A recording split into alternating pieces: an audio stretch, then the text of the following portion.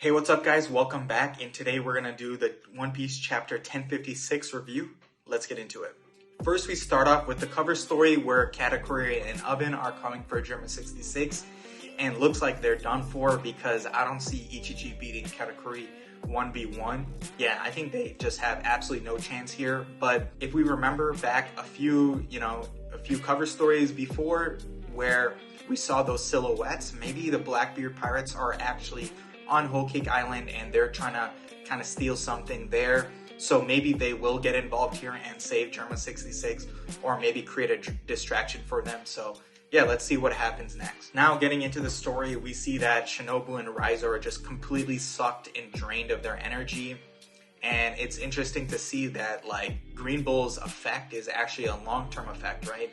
And it actually has massive consequences once it actually does suck your energy out. Cool to see like there's real consequences here. Then we get into Kinemon kind of crying that he wasn't able to help out the Scavengers fight off Green Bull. But luckily he was able to see his girl. He was able to see his girl Suru, and they were able to, get stuff going there. And it was awesome to see that, she really is his ride or die. And she's already ready to move back to the capital with him, and she's bouncing, man. She's out. She's like, yo, I'm going with my man. You know what I'm saying? So that was pretty sick to see. And moving on from Kinemon's love life, we get into what happens with Carrot. Apparently now, Carrot is the ruler of the Mokomo dukedom, right? And so now Inarashi and Nekomamushi declared her the next ruler of Zou. And it was pretty crazy. Even Carrot's like, yo, what? Why am I the next ruler of Zou here? And she's clearly not even the strongest. She even brings it up. The three musketeers are the next strongest fighters on Zou. And it's very confusing here because, first off, who's going to defend Zou now, right? If Nekomamushi and Inarashi could barely defend Zou themselves, even in their Sulong form, they were barely able to defend Zou. So now who's actually going to defend Zou? Because Carrot's not that strong, the Musketeers aren't that strong.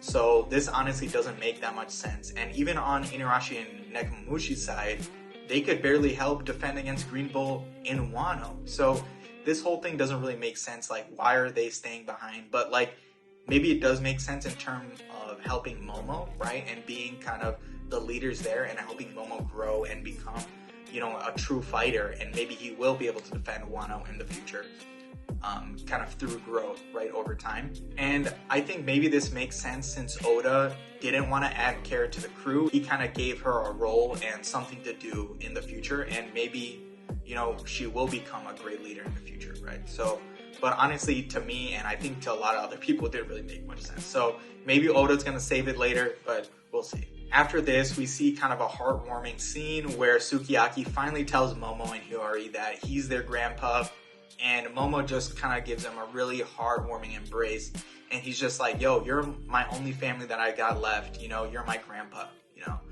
and they're like, yo, you don't need to apologize, you're good, man, you're good, it's not your fault, man. It's not your fault. So that was super nice to see, and it was funny that the Scavengers bring it up. Like, yo, we knew the whole time, man. We knew what was going on. It just wasn't our place to speak up here and, call you out on it. Call you out on the bullshit. And it was so funny where Kinemon's like, yo, what? I didn't know. Kinemon didn't know, man. So Kinemon, he's just so oblivious. It's so funny. Moving on, we get to the Straw Hats just chilling, sitting around, just talking, enjoying, right? And all of a sudden, Ramen brings up that Pluton is actually in Wano. And Frankie starts freaking out, and he's just like, yo, Luffy, like, do you want this thing? Like, do you want Pluton? And Luffy's like, nah, dude, I'm a god. I'm a freaking god. I don't need Pluton. I can beat up anyone, right? I can take out anyone myself. I'm a Yonko. You know what I'm saying? I'm a Yonko, baby. So Luffy's not afraid of shit. He doesn't need this ancient weapon, but I wonder who is going to use this ancient weapon, right? And speaking of people who found out about this ancient weapon, we get Caribou, and Caribou has been listening this entire time, and he even says there's a certain someone who would love to hear about this. And I really wonder who that person is. I wonder who Caribou is informing for this entire time. He's just been following around the Straw Hats and telling people what's going on. Maybe it's Eam, maybe it's Blackbeard.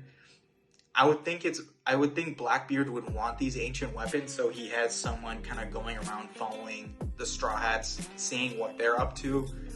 Eam could potentially use this ancient weapon since she didn't know it was here this entire time, right? So maybe it was her that set up Caribou to find out about this. And for the moment we've all been waiting for, Shinobu pulls up and she's skinny again, man. She is skinny and looks like Green Bull really did some liposuction or whatever to her.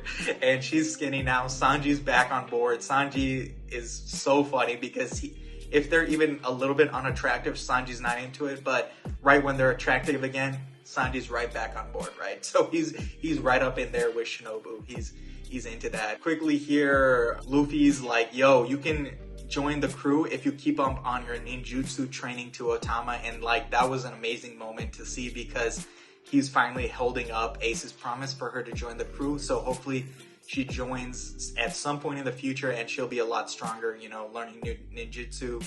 After that, we actually see that Momo and Kinemon have been left behind and the Straw Hats have started to bounce. They're about to leave. I think Oda did this on purpose since Kinemon and Momo were so close to the crew. I feel like it would have been hard for them to kind of say their goodbyes in person. And so I think it's going to be more of a moment where since now Yamato is joining the crew, she's going to be, you know, sprinting to the ship in the end, jump on the ship. They're going to say goodbye to Momo and just wave goodbye. And it's just going to be a really like heartfelt moment there. And I think it's going to kind of remind us of how Alabasta was, even though in Alabasta they couldn't show that they were friends. But in this case, they're going to kind of show that, you know, they're still friends and, you know, it's going to just be tough to leave and tough to leave them behind. But I think it's going to be a really heartfelt in the end and it's going to be a great scene. So looking forward to that. Afterwards, we get to the scene with the three captains, Law, Kid, and Luffy, and they're just arguing on when they're leaving and where they're leaving to next. And it looks like the log pose is pointing to the next three islands. And these three islands looks like they could potentially be Rouge, Elbaf, and Sphinx. And I think obviously the Straw Hats are headed towards Elbaf to hopefully meet Shanks. And yeah, let's see what happens there. It was hilarious to see where like Luffy and Kid were arguing about like, you know, the same middle island and they're just being stupid. It was just hilarious to see. And then we get our boy Buggy. Dude, Buggy is going off, man. I think people really need to respect Buggy now since he really is a freaking Yonko. He's got Mihawk on board now and Sir Crocodile. And even Zoro was like, yo, why did Crocodile join this fool Buggy, right? I think we really need to give Buggy some props here that he was able to convince these people to join him in this kind of cross guild, right? So what this cross guild is now is that they're going to start putting bounties on the Marines.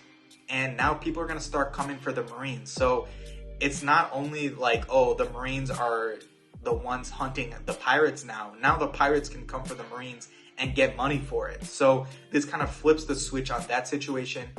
And honestly, it creates more chaos in this One Piece world right now where there's different factions, right? So now there's people coming for the Marines, there's people coming for the pirates, there's people coming for the revolutionaries, and like all three of these are going for each other. So it's kind of an interesting mix going on right now. It was also cool to see that Crocodile's back in the story now finally, and I wonder what they're gonna do when they meet up with I wonder what Crocodile's going to do when he meets up with Luffy again. I think that's going to be a really cool scene. Like, the last time we saw Crocodile, he helped Luffy at Marineford. So it's been a pretty long time, so I want to see kind of their interaction again. That would be pretty sick. Maybe Crocodile is actually Luffy's mom. Maybe that's why he's pulling back up into the story. And quickly we see that Law hooks up Kid with a copy of the Poneglyph, and it's cool to see, like, you know, they really have respect for each other now between Law, Kid, and Luffy since they really changed history together, right? They took down two Yonkos together. So I think that was kind of a historical moment, and they really aren't true enemies anymore. You know, they really have respect for each other and what they're doing. And so it really is setting up the story for them to continue in the story, and we'll see more of them. And I think they're on our side, honestly, right? So I don't think we're going to be fighting against them anytime soon. Then we get into kind of the second mystery of this chapter where Kid talks about the man marked by flames. And I was really curious on like who this man was, since we don't really hear about a man with flames unless it's Sabo, right? Maybe it's potentially Sabo. Sabo does have that scar, right? And apparently what this meant the man marked by flames, it implies a burn or scar shaped like fire. So I really couldn't think of anyone who had a scar shaped like fire. You know, potentially Sabo did. And also he's marked by flames, right? So he is the Flame Emperor. So maybe that kind of works there. Some people were talking about maybe Scapper Gaban. Maybe Oda's trying to pull Scapper Gaban back into the story. Maybe he has a flame-shaped scar, right? So it could potentially be him. And looks like Robin and Law know who this person is. So I'm just curious. Maybe it is Sabo, since they didn't tell Luffy yet what happened with Sabo and how he killed Nefertiti. And honestly, I don't think he killed Nefertiti. I think it was more of a situation where him and Vivi are working together and they're planning something interesting. So I hope we see that come back into the story. I hope Luffy meets Sabo soon. But yeah, that's all I've got today, guys. I'm so excited to see what happens in One Piece next. This story is getting absolutely crazy. We're getting into real One Piece. This is what Oda wanted to do since the beginning. Literally, this Yonko arc, this Yonko era is what Oda wanted the whole story to be in the first place, right? So we're really getting into it. We're really getting into the final part of One Piece. I'm so excited. I think the Straw Hats are just gonna head to Elbaf next, and they're out of Wano in probably the next 2 chapters here. But yeah, that's all I got. Like and subscribe for more, and I'll talk to you guys later. Peace.